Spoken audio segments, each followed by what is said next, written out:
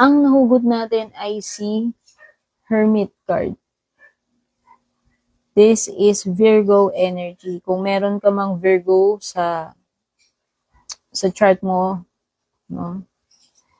This is a period ng self-reflection eh. Siguro, ito ay gentle reminder for you kung masyado kang nagiging busy lately, no? Paalala lang na baka kailangan mo ng self-care, baka kailangan mo rin namang maglaan ng oras para sa sarili mo, or kailangan mo ng time or day off para makapag-recharge ka, makapagpahinga ka, makapag-self-care.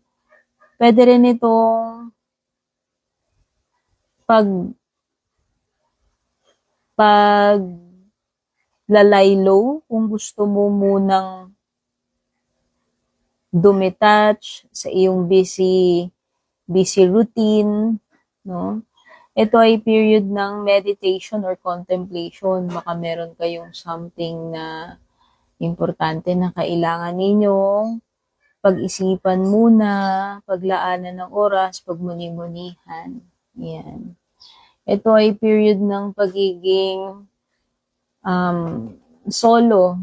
Baka yung iba sa inyo single kayo or mas pipiliin ninyong maging single kesa pumasok sa isang connection or relationship.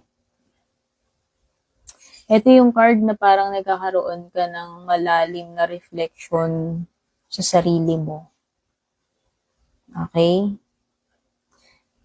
Ito yung mga messages na na-pick up ko. Thank you so much and kita-kits po sa susunod.